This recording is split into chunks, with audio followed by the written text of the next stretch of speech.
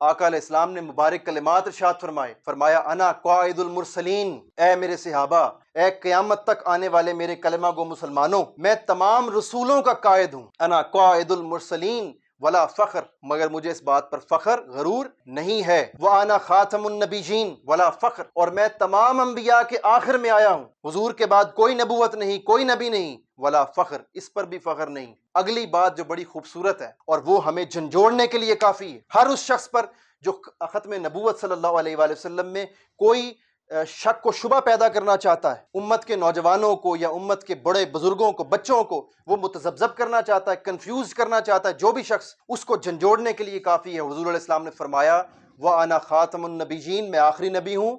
اس کے بعد اگلی بات سن لو، وَأَنَا أَوَّلُ شَافِعٍ وَمُشَفِّعٍ وَلَا فَخْرٍ، روز محشر جب تم سب کو اکٹھا کیا جائے گا اور تمہارا حساب و کتاب ہوگا تو اس وقت تمہاری شفاعت میرے ہی ہاتھوں ہونی ہے۔ وَأَنَا أَوَّلُ شَافِعٍ وَمُشَفِّعٍ، اور سب سے پہلے اللہ نے شفاعت کس کی قبول کرنی ہے؟ میری ہی کرنی ہے۔ سو دیکھیے کہ حضور علیہ السلام نے اس موقع پر اپنی شان ختم نبوت کو ہماری شفاعت کے ساتھ یوں جوڑ کر بیان فرمایا ہے۔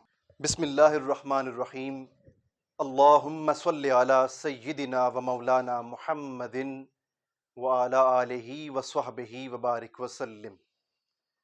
قال اللہ تبارک و تعالی فی القرآن المجید، فاعوذ باللہ من الشیطان الرجیم، وَإِذْ أَخَذَ اللَّهُ مِيثَاقَ النَّبِيِّينَ لَمَا آتَيْتُكُم مِّن كِتَابٍ وَحِكْمَةٍ ثُمَّ جَاءَكُمْ رَسُولٌ مُصَدِّقٌ لِّمَا مَعَكُمْ، صدق اللہ مولانا العظیم۔ السلام علیکم ورحمۃ اللہ۔ اللہ جل مجدہ کا ایک بار پھر ہم شکر گزار ہیں کہ اس خالق کائنات نے اپنے حبیب محتشم سرور کائنات صلی اللہ علیہ وآلہ وسلم کی ختم نبوت کے حوالے سے آج کی اس دوسری نشست میں ہم سب کو جمع ہونے کی توفیق عطا فرمائی۔ بعد از تشکر الہی، میں خصوصی انداز میں بار دیگر شکریہ ادا کرنا چاہوں گا پرنسپل میری اکاؤنٹ سینٹر جناب محترم پروفیسر عرفان اقبال صاحب کا، کہ جنہوں نے نہایت خلوص کے ساتھ حضور نبی اکرم صلی اللہ علیہ وآلہ وسلم کے عقیدہ ختم نبوت کے دفاع کو پیش نظر رکھتے ہوئے اپنے اس انسٹیٹیوٹ میں اس خوبصورت بزم کا انعقاد کیا، اور ٹیم جبین اسلام کو موقع دیا کہ ہم اپنی یوتھ کے ساتھ انٹریکٹ کر سکیں ایک نہایت ہی حساس دینی موضوع پر۔ اب میں اپنی گفتگو کا اور آج کی اس نشست کا باقاعدہ آغاز کرنا چاہوں گا، تاہم چونکہ یہ دوسری نشست ہے تو پہلی نشست کے ساتھ میں چاہوں گا کہ ربط قائم ہو، تو جو آپ کل نہیں بھی آ سکے تھے تاکہ انہیں بھی خبر ہو کہ ہم نے کل کیا جانا تھا اور کیا پڑھا تھا اور کیا سیکھا تھا۔ تو ہم نے اپنی گفتگو کا آغاز کل سورہ احزاب کی آیہ کریمہ نمبر 40 سے کیا تھا، اور اس آیہ کریمہ میں خالق کائنات نے مفہوماً بھی اور لفظاً بھی ختم نبوت صلی اللہ علیہ وآلہ وسلم کا برملا اظہار فرمایا تھا، خاتم النبیین کے الفاظ نازل فرما کر، اور مفہوماً جب حضور علیہ السلام کے بارے میں فرمایا کہ تم میں سے کسی بالغ مرد کے باپ نہیں ہیں، جب بالغ مرد کے باپ نہیں ہے تو نبوت آگے منتقل ہونی ہی نہیں، تو مفہوماً بھی ختم نبوت کا اعلان تھا اور لفظاً بھی ختم نبوت کا اعلان تھا۔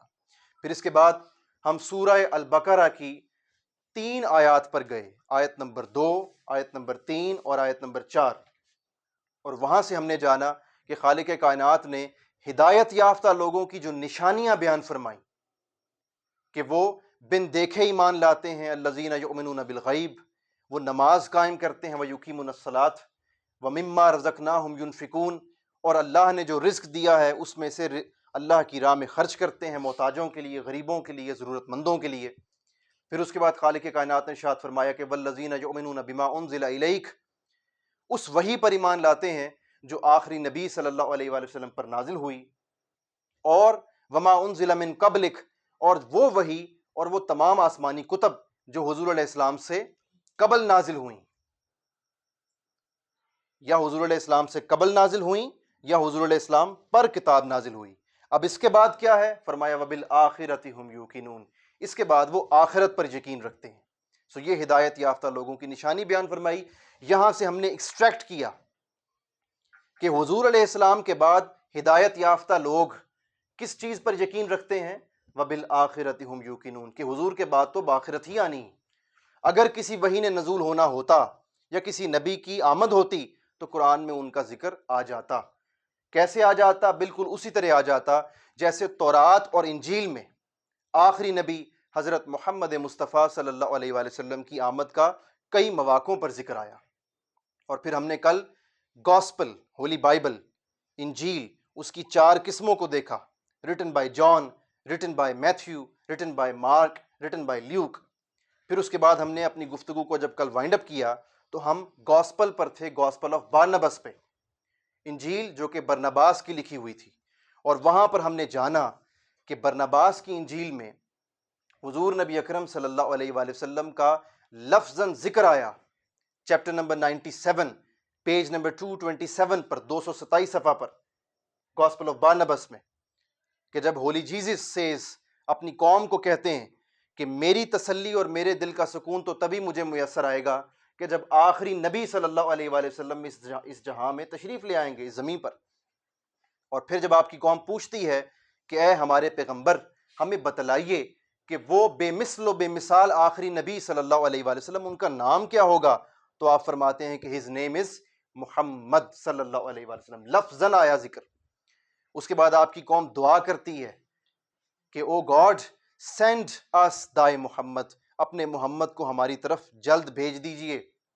او محمد، اے محمد، کم کوئکلی، جلدی آئیے، for the salvation of the world, تاکہ آپ کے قدم جب اس زمین پر تشریف آوری ہوگی آپ کے مبارک قدموں کی، تو آپ کے قدموں کے صدقے ہمیں نجات مل سکے گی، ہم بھٹکے ہوئے لوگ، ہمیں ہدایت کی کوئی راہ ملے گی، ہدایت کا راستہ ملے گا۔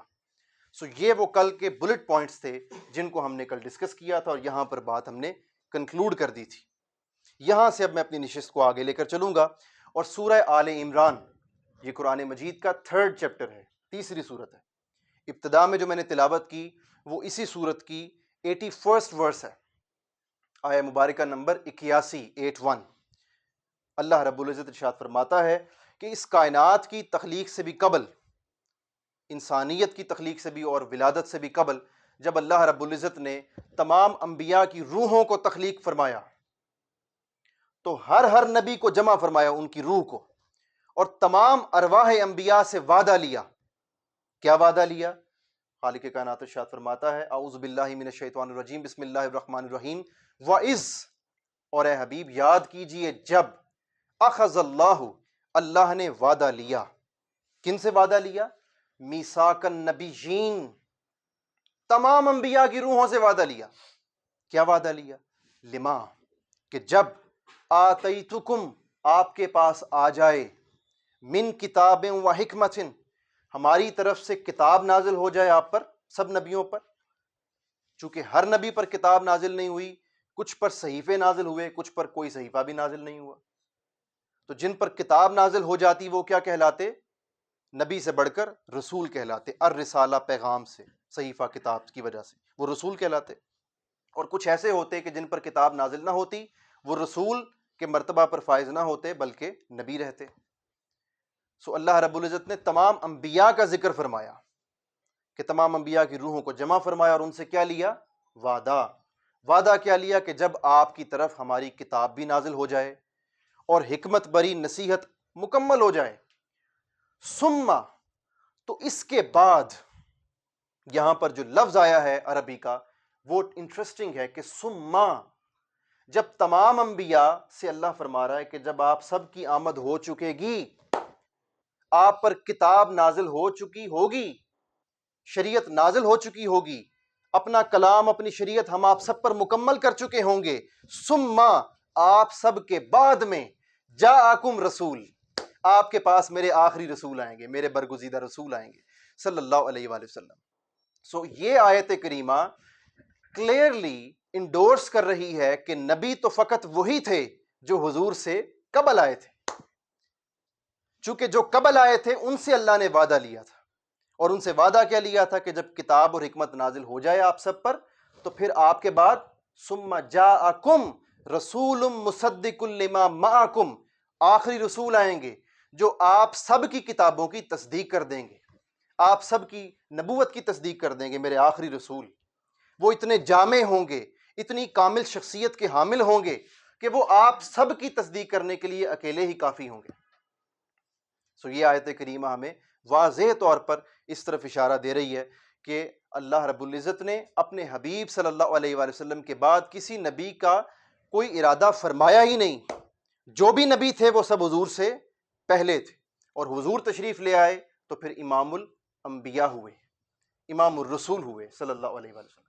اور اس کے بعد خالق کائنات جو الفاظ ارشاد فرماتا ہے وہ بڑے توجہ طلب ہیں۔ دو لفظ آتے ہیں یہاں پر، جب اللہ رب العزت نے تمام انبیاء کی روحوں سے وعدہ لے لیا کہ جب میرے آخری رسول آئیں تو آپ نے کیا کرنا ہے، اللہ کن سے کہہ رہا ہے؟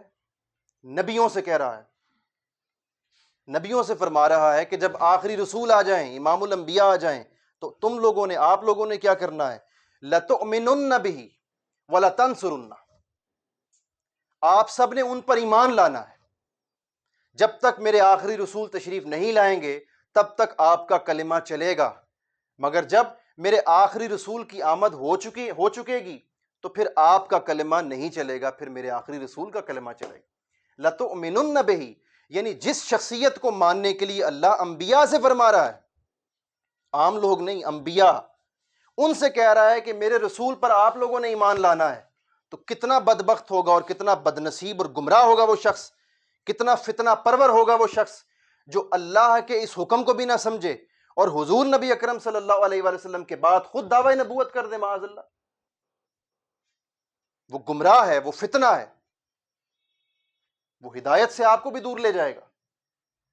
اس کے بعد اگلا لفظ جو آیا وہ خالق کائنات نے فرمایا لَتُؤْمِنُنَّ بِهِ وَلَتَنْصُرُنَّهُ، تم سارے نبی مل کر کیا کرنا، اگر تم میرے حبیب کا زمانہ پانا تو میرے حبیب پر اولاً ایمان لانا اور پھر اس کے بعد میرے حبیب کی مدد کرنا، لَتَنْصُرُنَّهُ، ان کی مدد کرنا۔ حضور علیہ السلام پر ایمان لانا اور حضور علیہ السلام کی مدد کرنا۔ اب مدد کس سینس میں ہوئی؟ حضور کی مدد کس اعتبار سے؟ حضور کے دین کی مدد کریں گے تو گویا ایسے اجر ملے گا جیسے حضور کی مدد کر رہے ہیں صلی اللہ علیہ وآلہ وسلم۔ بالکل اسی طرح جس طرح صحیح بخاری کی ایک حدیث قدسی میں آتا ہے کہ خالق کائنات روز محشر پوچھے گا، اے بندے میں پیاسا تھا، تو نے مجھے پانی کیوں نہیں پلایا؟ بندہ کہے گا باری تعالیٰ تو تو خدا ہے، تو تو پیاس سے پاک ہے، تو بھلا کب پیاسا تھا؟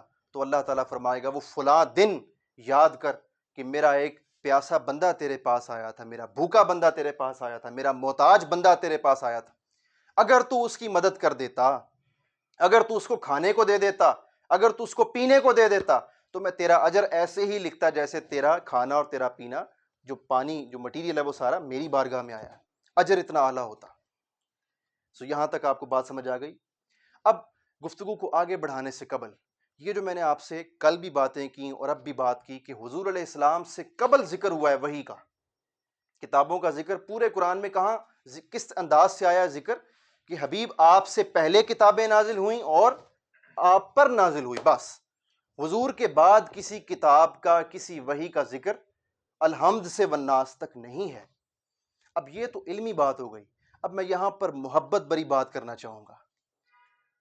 جن کے دل حضور نبی اکرم صلی اللہ علیہ وآلہ وسلم کی محبت سے سرشار ہیں، جلوہ افروز ہیں، جن کے سینوں میں ایمان، ان کو اس کی چاشنی ملے گی۔ غور سے سنیے گا، مجھے لگتا ہے، یوں گمان ہوتا ہے، ایمان کہتا ہے، عشق بھری آواز آتی ہے کہ لگتا ایسے ہے کہ خالق کائنات اپنے حبیب سے یوں کلام فرمانا چاہ رہا ہے کہ میرے حبیب، ہم نے جو بھی وحی نازل فرمائی وہ آپ سے پہلے نازل فرمائی اور آپ کے بعد وحی نازل کرنا بند کر دی۔ مطلب یہ ہوا کہ میرے حبیب آپ سے پہلے ہم بہت سوں کو بلایا کرتے تھے، ہم بہت سوں سے بات کر لیا کرتے تھے، مگر جب سے ہم نے آپ کو بلایا ہے، جب سے ہم نے آپ سے بات کرنا شروع کی ہے، اب سب کو بلانا چھوڑ دیا، اب کسی اور سے بات کرنا چھوڑ دی ہے، اب آپ سے جو بات کر لی، اب آپ کے بعد کسی کی مجال نہیں کہ ہم اس سے بات کریں۔ اور اللہ کا بات کرنا کیا ہے؟ اللہ کی وحی کا نزول۔ یہ محبت بری تفسیر ہے جو میں آپ کو سمجھانا چاہ رہا تھا کہ حضور نبی اکرم صلی اللہ علیہ وآلہ وسلم کے بعد خدا نے کلام کرنا کسی سے بند فرما دیا۔ کہ اب کسی سے کلام نہیں ہوگا، کسی پر وحی کا نزول نہیں ہوگا، وہ دروازہ ہمیشہ کے لیے بند کر دیا گیا۔ یہاں تک بات سمجھ آ گئی؟ اب آگے بڑھتے ہیں۔ سورہ المائدہ قرآن مجید کا 5 چیپٹر ہے، اس کی ورس نمبر 3 میں خالق کائنات ارشاد فرماتا ہے الیوم اکملت لکم دینکم۔ اے حبیب سلام علیہ کی اگلی دلیل لا رہا ہوں اب، جو پچھلی دلیل ختم ہو گئی کہ جتنی بھی کتابوں کا ذکر آیا، انبیاء کا ذکر آیا، وہ حضور سے پہلے ایک آیا قرآن میں، حضور کے بعد نہ کسی کتاب کا ذکر آیا نہ کسی نبی کا ذکر آیا۔ اب اگلی دلیل لا رہا ہوں کہ اللہ تعالیٰ نے فرمایا کہ اے حبیب آج کے دن الیوم اکملت لکم دینکم، ہم نے آپ کا دین آپ کے لیے مکمل کر دیا۔ توجہ دیجیے الفاظ کیا ہیں، اکملت لکم دینکم، میرے حبیب آپ کا دین ہم نے آپ کے لیے کیا کر دیا؟ مکمل۔ تو اللہ نے دین کی نسبت کس کی طرف فرمائی؟ نبی پاک صلی اللہ علیہ وآلہ وسلم کی طرف، دینکم، آپ کا دین مکمل کر دیا۔ وَأَتْمَمْتُ، اب اگلا حصہ توجہ طلب ہے، وَأَتْمَمْتُ، اور ہم نے تمام کر دی، وَأَتْمَمْتُ عَلَيْكُمْ نِعْمَتِي، اور ہم نے آپ پر اپنی نعمت تمام کر دی۔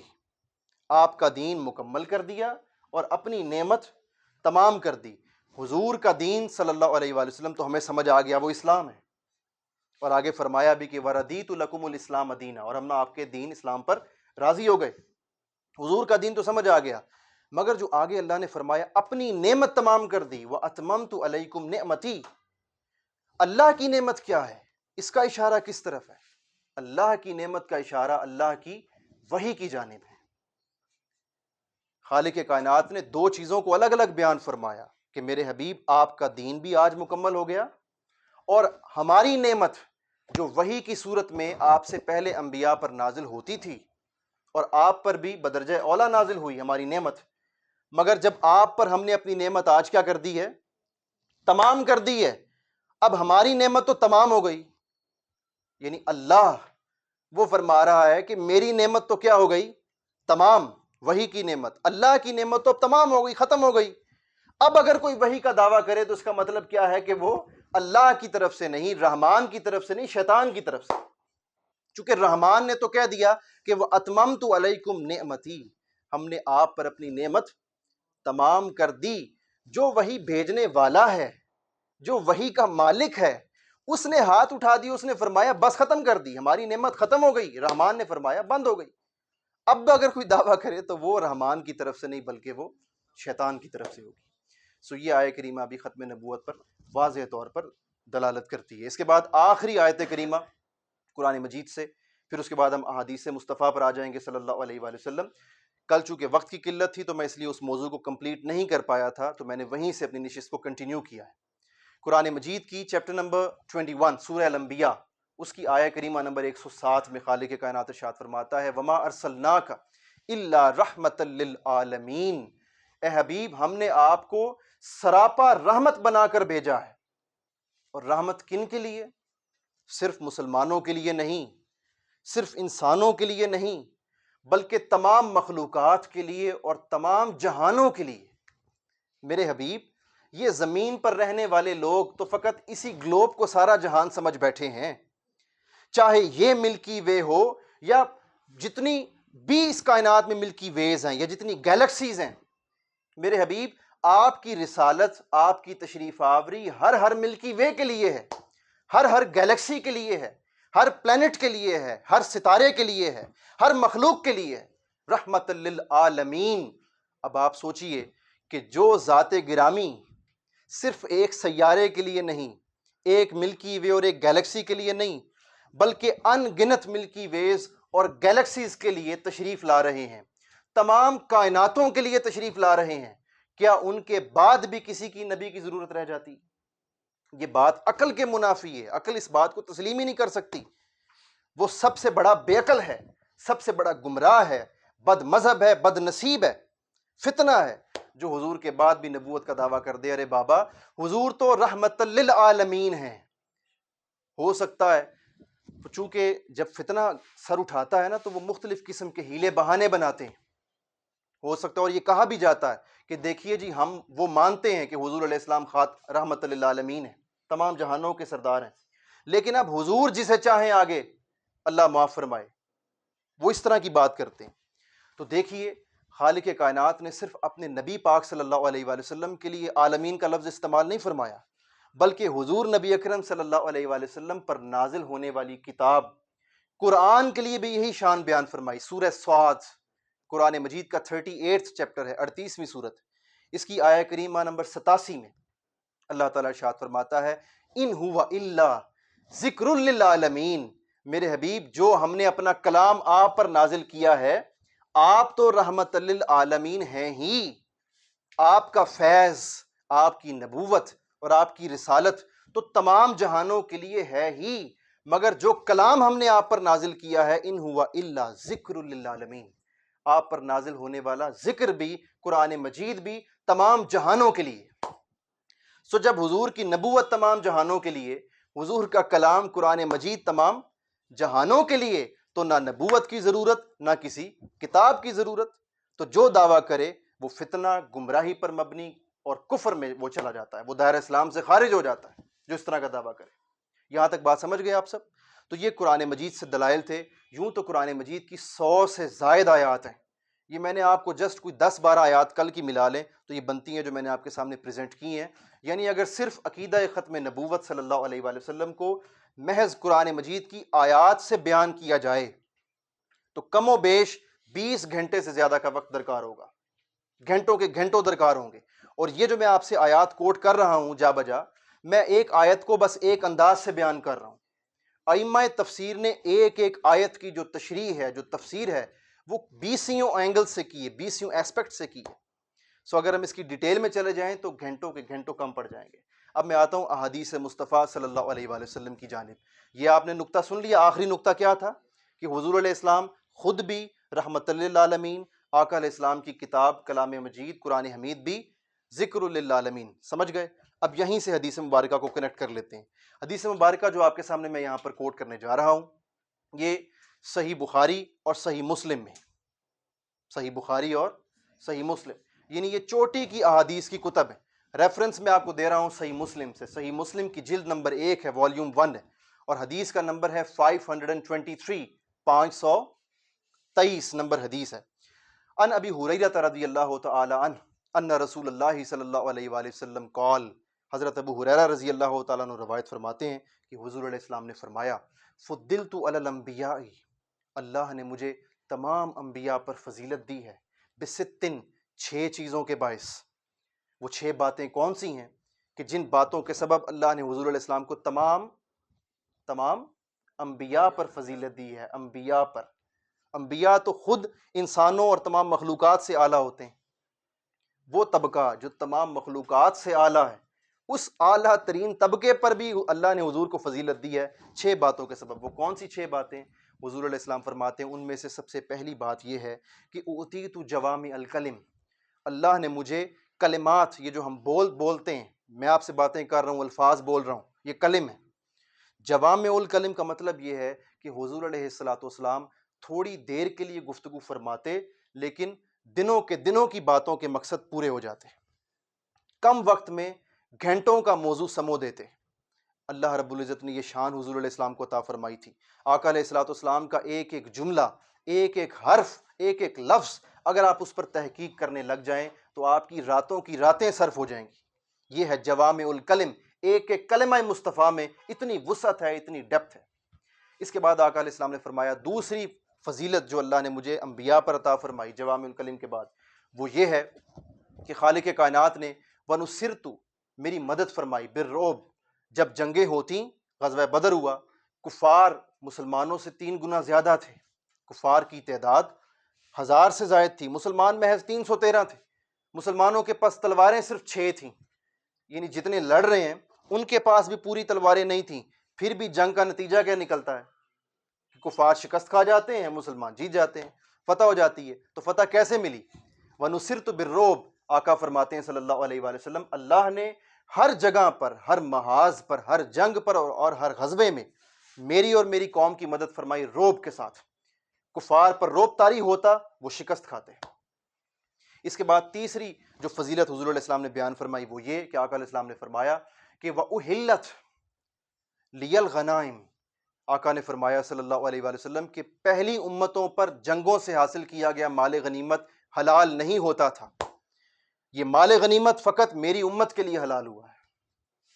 پھر اس کے بعد فرمایا وجعلت لأرض، کہ پوری زمین کو اللہ نے بنا دیا ہے میری اور میری قوم کے لیے طہورا و مسجدن، ساری زمین پاک کر دی اللہ نے میری قوم کے لیے، میری امت کے لیے، اور ساری زمین مسجد بنا دی، جہاں چاہو اللہ کو سجدہ کرو۔ یہ شان، یہ فضیلت حضور سے قبل کسی پیغمبر اور کسی پیغمبر کی امت کو نصیب نہ ہوئی تھی، جو حضور علیہ السلام کی امت کو نصیب ہوئی۔ قربان جائیے، اپنے نصیب پر فخر کیجیے اور اللہ کا شکر ادا کیجیے کہ خالق کائنات نے ہمیں اہل اسلام گھرانے میں پیدا کیا اور مسلمان پرورش ہمیں عطا کی۔ ہمیں چاہیے، ہمیں جو وقت کا تقاضا ہے وہ یہ کہ ہم اپنی خامیوں کو ریئلائز کریں، اپنی کمزوریوں کو ریئلائز کریں اور ان کو آہستہ آہستہ اوورکم کرنے کی کوشش کریں۔ حضور علیہ السلام اس کے بعد فرماتے ہیں کتنی فضیلتیں ہو گئیں۔ پہلی فضیلت جوامع الکلم، دوسری فضیلت روب کے ساتھ مدد دی، تیسری فضیلت مال غنیمت حلال فرما دیا، چوتھی فضیلت تمام زمین کو سجدہ گاہ بنا دیا، پاک کر دیا، مسجد بنا دیا۔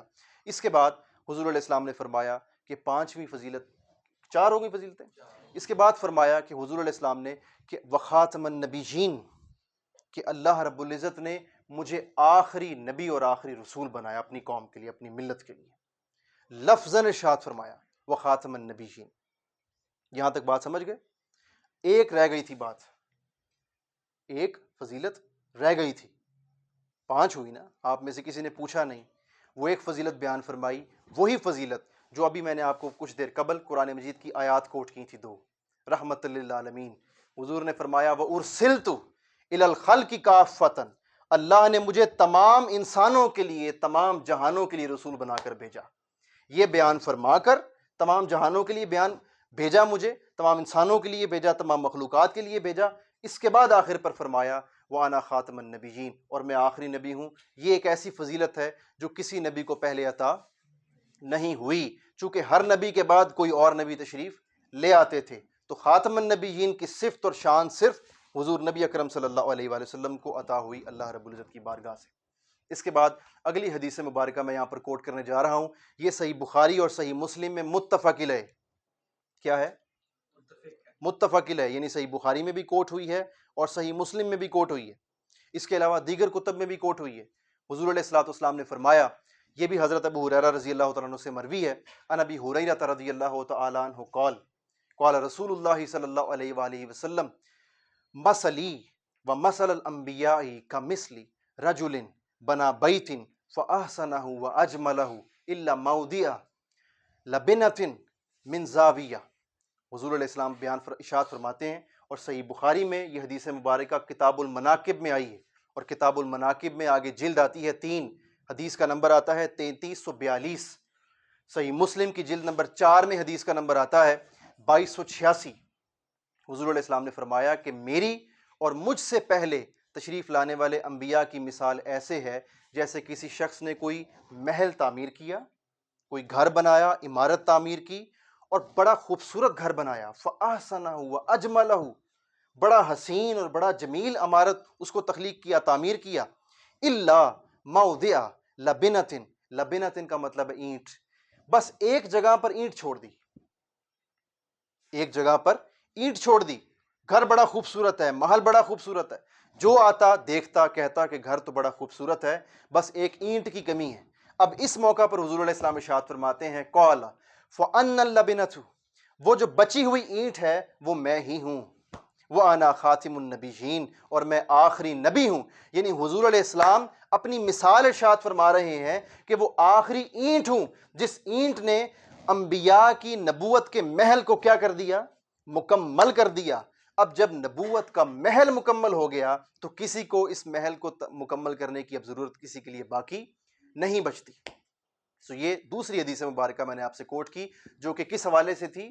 نبوت کے محل سے متعلق تھی۔ پہلی حدیث کس حوالے سے تھی؟ حضور علیہ السلام کی 6 فضیلتیں جو دوسرے انبیاء پر تھیں، اور ان فضیلتوں میں حضور علیہ السلام نے ختم نبوت کا ذکر فرمایا۔ اب تیسری حدیث مبارکہ جو یہاں پہ کوٹ کرنے لگا ہوں، یہ اہل ایمان، ان کے دل جھوم اٹھیں گے یہ حدیث مبارکہ سن کر۔ یہ حدیث مبارکہ امام بخاری کوٹ کرتے ہیں اپنی حدیث کی کتاب التاریخ الکبیر کی جلد نمبر 4 میں، حدیث مبارکہ کا نمبر لاتے ہیں 2837، اور اس کے راوی ہیں حضرت جابر بن عبداللہ رضی اللہ تعالیٰ عنہ۔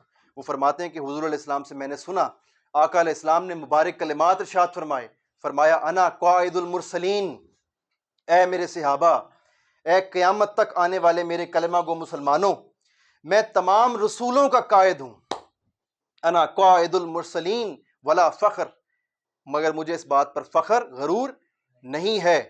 وَأَنَا خَاتَمُ النَّبِيِّينَ ولا فخر، اور میں تمام انبیاء کے آخر میں آیا ہوں، حضور کے بعد کوئی نبوت نہیں، کوئی نبی نہیں، ولا فخر، اس پر بھی فخر نہیں۔ اگلی بات جو بڑی خوبصورت ہے اور وہ ہمیں جھنجھوڑنے کے لیے کافی ہے، ہر اس شخص پر جو ختم نبوت صلی اللہ علیہ وآلہ وسلم میں کوئی شک و شبہ پیدا کرنا چاہتا ہے، امت کے نوجوانوں کو یا امت کے بڑے بزرگوں کو، بچوں کو وہ متذبذب کرنا چاہتا ہے، کنفیوز کرنا چاہتا ہے، جو بھی شخص، اس کو جھنجھوڑنے کے لیے کافی ہے۔ حضور علیہ السلام نے فرمایا وَأَنَا خَاتَمُ النَّبِيِّينَ، میں آخری نبی ہوں۔ اس کے بعد اگلی بات سن لو، وَأَنَا أَوَّلُ شَافِعٍ وَمُشَفِّعٍ ولا فخر، روز محشر جب تم سب کو اکٹھا کیا جائے گا اور تمہارا حساب و کتاب ہوگا، تو اس وقت تمہاری شفاعت میرے ہی ہاتھوں ہونی ہے۔ وَأَنَا أَوَّلُ شَافِعٍ وَمُشَفِّعٍ، اور سب سے پہلے اللہ نے شفاعت کس کی قبول کرنی ہے؟ میری ہی کرنی ہے۔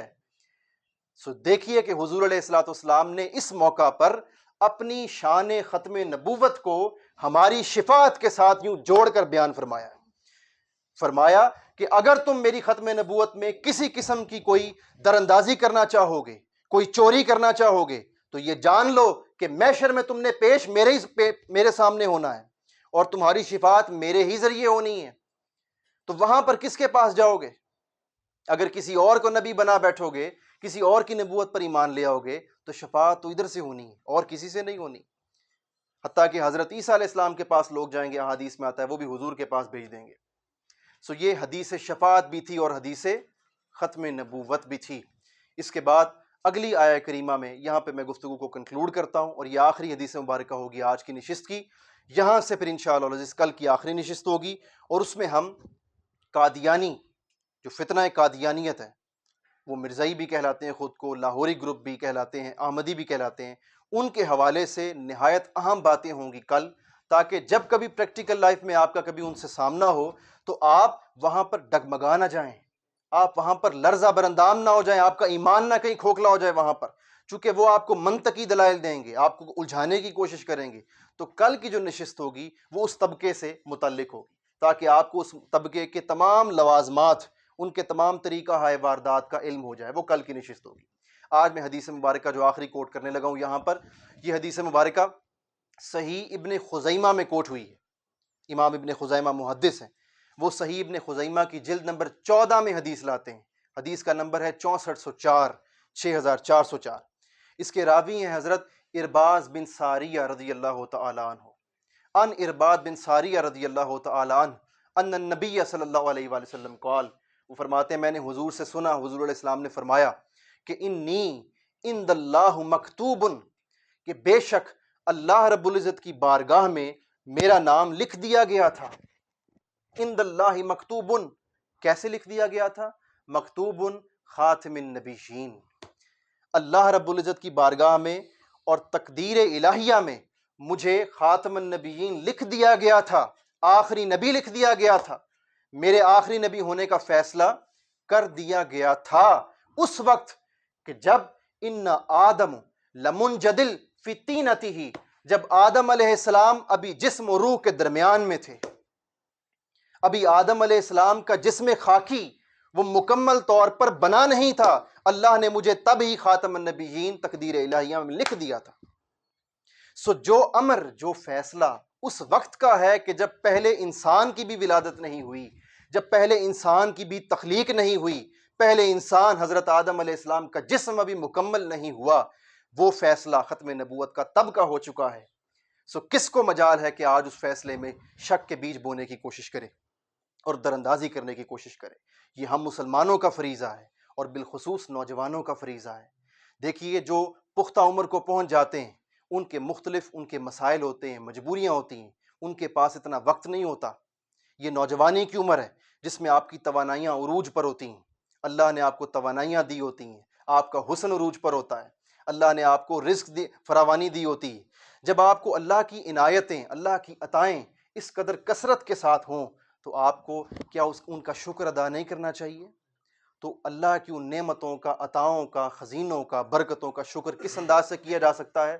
کہ ہم اللہ کے حبیب صلی اللہ علیہ وآلہ وسلم کے دین کا دفاع کریں ہر اعتبار سے۔ آج ہم نے یہ ضرورت محسوس کی کہ اس وقت ختم نبوت صلی اللہ علیہ وآلہ وسلم کے حوالے سے چونکہ مختلف کنفیوژنس سوسائٹی میں پینیٹریٹ کروائی جا رہی ہیں اور بڑے لیولز پر کروائی جا رہی ہیں، تو ہم اپنی ادنا سی ایک کوشش کریں اور اپنے نوجوانوں کو کم سے کم علمی دلائل مہیا کر جائیں۔ پھر کل کو ہم نہ بھی ہوں، ہم زمین کے نیچے ہوں، لیکن کم سے کم جن کے پاس دلائل آئے ہوں وہ اپنے دین کا دفاع کرنے کے قابل ہو سکیں۔ اللہ رب العزت ہمیں اپنے مقصد میں استقامت نصیب فرمائے۔ انشاءاللہ العزیز کل اس کورس کی آخری نشست ہوگی، تو کل تک کے لیے اجازت دیجیے۔ والسلام علیکم ورحمۃ اللہ۔